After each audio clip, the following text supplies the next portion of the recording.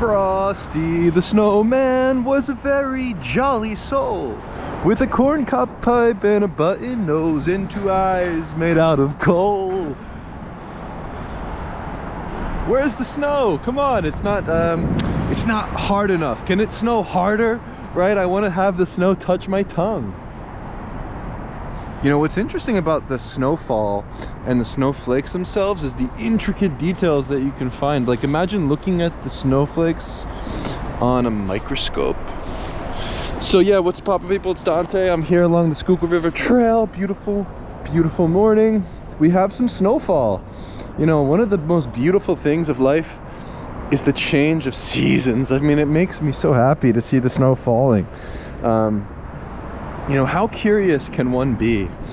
I think this is the question for the day, where, you know, curiosity, it fuels my lust for life. It fuels me to come outside, no matter the conditions, no matter the weather. You know, through photography, there's this sort of superpower, right? I think to ask questions, you know, to ask questions allows you to remain curious. So, like, think of a kid, right? A child is, you know, curious about everything. What's this? What's that? Why this? Why that? Why is there snow? Why is it cold? You know, to sort of return to that childlike, naive state and to ask questions will fuel your curiosity. And you know, I like thinking of Frosty the Snowman, right? He's filled with a soul filled with joy. You know, I actually really enjoy these sort of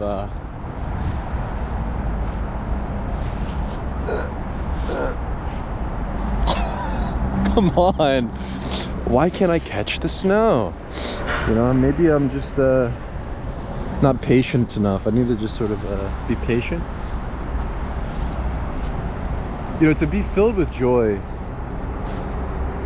You know, it's easy to complain, right? It's easy to complain about the weather. Oh, it's snowing.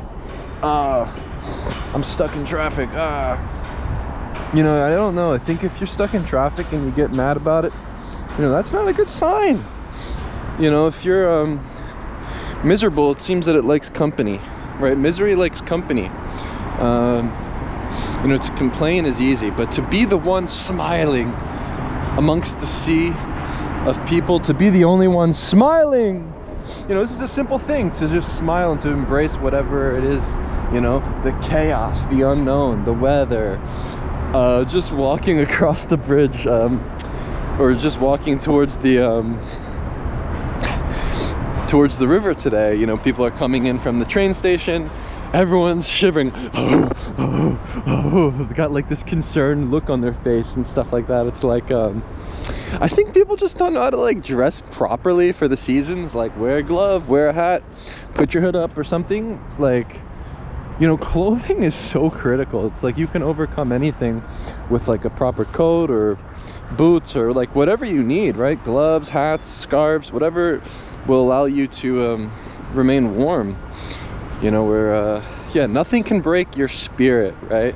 When you're embracing the moment, embracing the unknown with an open heart, with an open soul, with an open mind, without preconceived notions of what you will find, this will ultimately enhance life and allow you to remain in that curious state, right? Where curiosity is everything for me as an artist, photographer.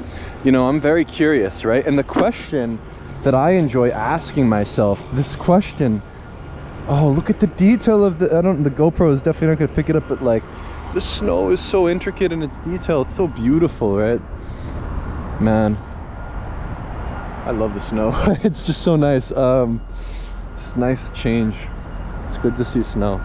You know, I don't know if we get that much snow anymore. I remember being a child and, you know, playing out in the snow, snowboarding, sledding, snowball fights, you know, like making forts, like making big fortresses and walls. Yeah, it was fun times, you know. I remember getting lots of snow. I don't think we get that much snow anymore. But yeah, the question, if you're a photographer out there listening, the question you should ask yourself, what will reality manifest to be in a photograph? It's a very simple question. Who put paint on this statue? or whatever. It looks like someone put something on the chin. But yeah, what will reality manifest to be in a photograph? It's a simple question, right? We're curious about the results, right? What will we find when we raise the camera to our eye and press the shutter, right? To follow your intuition, to follow your gut instinct, your sort of primal instinct. You know, this I find to be critical in all aspects of life, right? Whether you're walking down the street and you want to make a certain turn and follow your gut, you know, just make that turn. You know, don't overthink things, don't plan things. You know, for photographers out there, don't get caught up in projects and particular subject matter, but to just remain open and curious, right? This is the goal. And you know, what reality will manifest to be in the photographs themselves should keep us moving, right? Where the motivations in our legs to go out there and to open our eyes wide open every morning when we wake up, to return to the childlike state, to return to the amateurish beginner's mindset, where we forget everything we think we know and we sort of just let life flow. And you know, a lot of the things that you will find in the photographs you make, you know, you didn't see in that moment, right? What you see isn't what you get. What you get is what you didn't see, right? The photos you make should be, you know, asking more questions. You should be asking yourself more questions, right? You should be curious. You know, to find beauty in the mundane is a superpower. And that's why, you know, photography, street photography, you know, I like calling it street photography because it's an ethos, it's a mindset, it's an approach to life and making art. You know, where I find that, you know, anyone and everyone can make photographs on the streets. You know, all it requires is you moving with a camera outside, observing life, and to treat sort of life as the canvas for you to draw that inspiration from and to uplift the mundane, to make something out of nothing, where you can walk the same lane every single day and find something new. A new perspective is unlocked through your vision, through your acuity to things. And, you know, to remain curious, you know, this ultimately I think is the goal of life, where perhaps adults are boring, right? Adults seem to sort of become more miserable as they age and find less joy in the simple things. So yeah, just really consider that your curiosity is critical, and yeah, it just allows sort of it just allows for more human thriving. It allows for more creative thriving. And these are two things that have been on my mind this past year. You know, how to thrive as an artist, how to, you know, become more through the medium of photography, how to become more, walk more, right? To see more. And, you know, perhaps in street photography, embracing the mundane is the name of the game. And what I think is, you know, you could live until you're 120 years old, right? You could live a long life and just walk the same street each and every day, but find beauty in it, to find joy in it, to unlock new perspectives, and to dig deeper within your sort of part of town, your city, wherever you may be. I mean, this is something that I find to be an everlasting joy in my life. So yeah, really embrace curiosity. How much curiosity can one behold? How much beauty can one see in a day? You know, this is something on my mind. And to sort of contemplate the connection between us and nature itself, to contemplate our role in the ecosystem, in the sort of world, right? What is the role of a human being, right? You know, I consider the human being, you know, we are the apex beings, right? We are the sort of top of the food chain. Some practical ways to enhance your life: fasting all day, no breakfast, no lunch, and eat one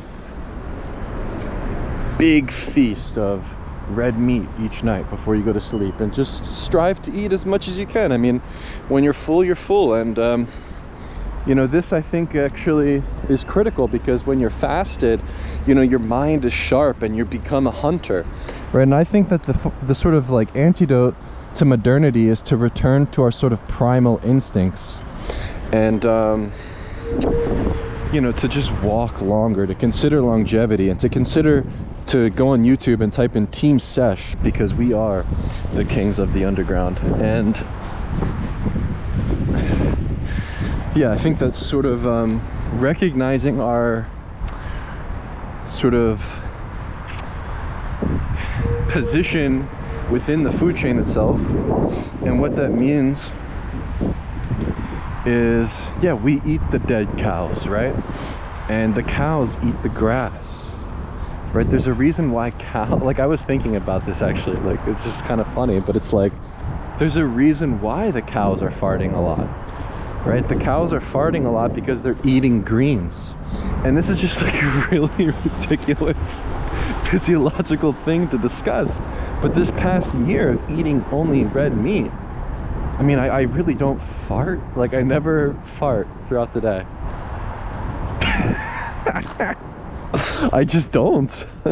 You know, and I think that when you set your circadian rhythm, like, this is most critical. So like when you wake up, get sunlight, UV exposure,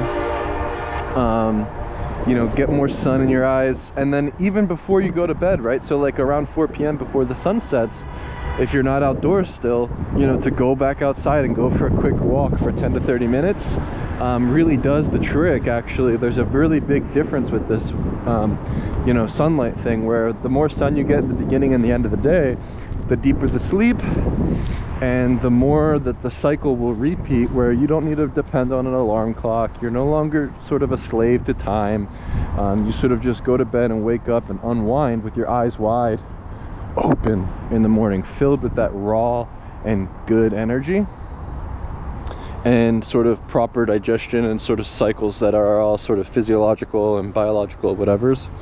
Yeah, it seems to be really critical. Like, that's like, yeah, that's like a really critical thing that I found to sort of enhance my well-being, as well as my happiness, my curiosity ultimately, and lust for life. You know, I want to evoke the feelings of courage, curiosity, and love through my work. You know, through any of the interactions I have, through the photographs I create, through the art, through the words of my voice. Yeah, I think that's the goal with me, is to sort of just promote this sort of curious, courageous, and loving sort of ethos to life itself. And those three things, I believe, are, you know, at the forefront of me, my life, and my photography. You know, to embrace nature and all of the details, to sort of embrace the elements, to be outdoors, right? Where it seems as though the greatest privilege in life is to be outside, right? You know, you consider the weather right now. It's you know, wet. It's cold. It's snowing. You know, you typically would think, oh, let me just go inside, cozy up, drink some hot cocoa and whatnot. But actually, what I find is I'm always just looking out the window if I'm inside, right? And I'm kind of thinking of the window as a more entertaining sort of view into the world than, you know, a television or a movie or something on the screen, right? So it's like, you know, the real world is outdoors, and it seems as the biggest modern day tragedy is too much time spent indoors, where the fluorescent lighting and being inside is not good for our physiology, our health, our well-being. And you know, these things are so simple, but something that's really important in my life. And to be outside is something that just forever will keep me surprised. And I think to, you know, surprise yourself, right? To sort of embrace the sort of chaotic nature of life, and to find peace amongst it. You know, this is my sort of ethos.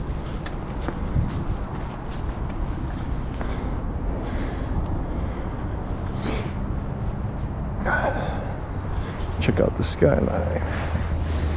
Sun's up there, so you know, I'm still gonna get some sun. I mean, it's cloudy, it's snowing, but even just being outside, you get some snow or some sun. I just have to take the hood down, I guess, but for now I'm gonna keep it on because it feels nice and cozy. Yeah,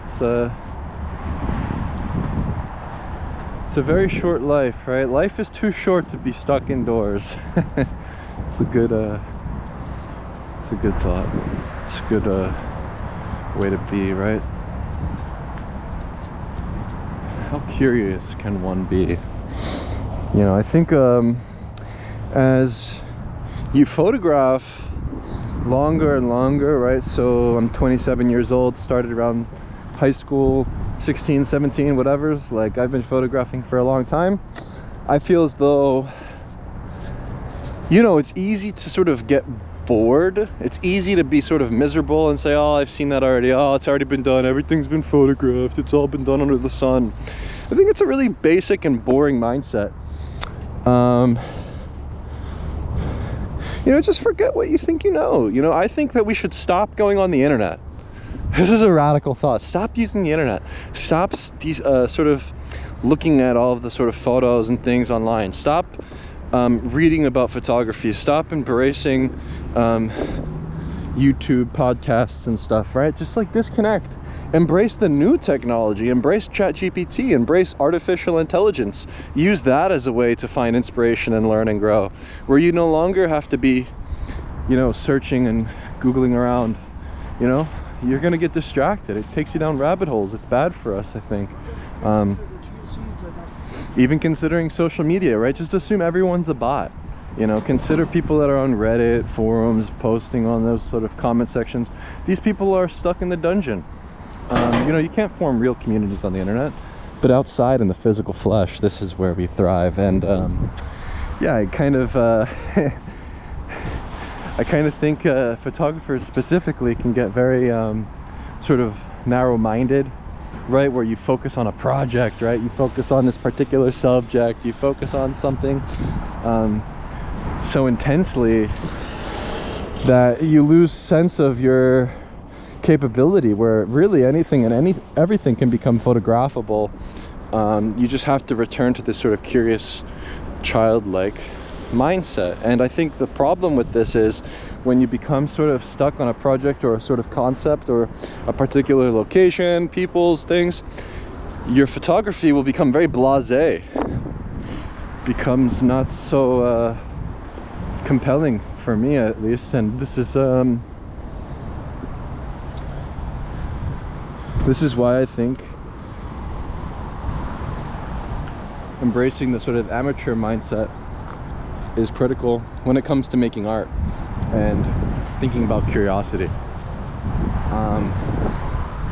But at the end of the day, the photos should just inspire you. They should bring you joy, you know, not to seek any external pleasures from other things, other people. You know, you don't need any applause, you don't need any praise, you don't need any fame. You know, you have to create your own game, your own way of doing things, right? This is also critical. You know, don't allow yourself to become influenced by external sources, by external media, you know, the news, these kind of things. They will actually kill your curiosity, where you'll start to read the news and not even want to leave your home, especially living in an urban city like Philadelphia, where of course there's violence, of course there's problems, right? You know, considering my time on the elevator the other day, right? I went on the elevator and the people on the elevator were like, did you hear what happened? I'm like, no. Like, how are you? There's like a slasher at the Wanamaker building. Someone was stabbed and killed. It's like, yeah. A couple months back, I was actually there and I witnessed someone getting dragged out that stabbed a security officer. Nobody was killed, and these things are horrible, but the more we cloud our minds with these things, the worse off, actually. I think, you know, recognizing the chaos is important, right? To keep your head on a swivel, to understand that shit happens, but to always be bombarded with this information. And it's like, you know, I like to interact with others, I like to sort of speak with people, but a lot of the times it's complaining, it's, you know, negative news and things. And it's like, I think what happens is, you know, the older you get, the more miserable you become. And I find that this is not how I want to be. I want to sort of always be in that childlike, joyous state where, you know, I go out in the snow and try to sort of just find joy in the unknown, find joy in the basic and simple things around me, whether it's the withering of the leaves and recognizing the impermanent nature of life, recognizing that just like the leaves themselves, we are, you know, decomposing organic matter, right? Where we have a very temporary sort of existence here, and to sort of cherish whatever it is that we are doing, right? Whether, you know, a mundane stroll, walking the same lane, or, you know, sort of just visiting the Christmas market, and you know, finding joy in those things, right? Where I think you know, these Christmas markets and stuff, people are like, oh, it's boring, it's stupid, it's like they just sell a bunch of, you know, trinkets, and it's like, well, you just gotta go in there and just embrace it, and just to find beauty in everything, to sort of pretend like you're a kid. I think that's the I think that's ultimately the message of this video, right? Where you have to return to the childlike state. You have to be a little bit naive and optimistic. You have to have that joyous soul with a corn cob pipe, a button nose, and 2 eyes made out of coal. And yeah, I think then nothing can really break your spirit, right? Where you don't allow anything external to influence the way that you feel about life, but to just go out there and to just explore endlessly. This is an open world. There's so much to see and so much to do, and there's so much beauty to be held. How curious can one be? And some practical things to do in a day is find somewhere where you're elevated. Find a location where you can look out towards the city, where you can look out towards the hillside, or, you know, honestly, just get outside, right? Like, to just get outside, fuel your soul with love, courage, and curiosity, and just yeah, embrace the spirit of play. Don't take yourself so seriously.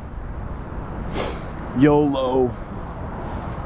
You only live once. I mean, maybe that was a good saying, right, in the early, like, 2010s or whatever. I like that. You only live once. How curious can one become?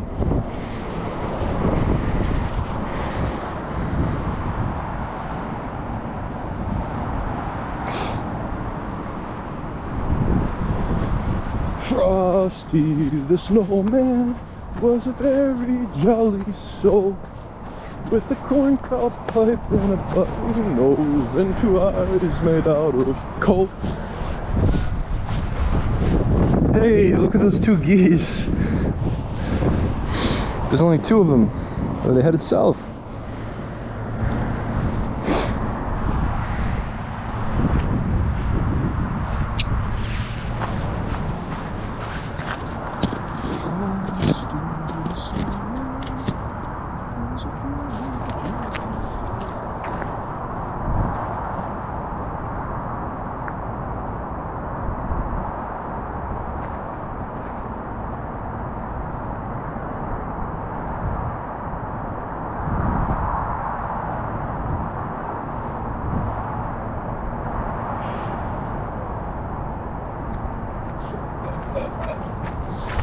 Still not getting any on my freaking tongue. I love the snow. How curious can one become? How to remain curious? Return to the childlike state.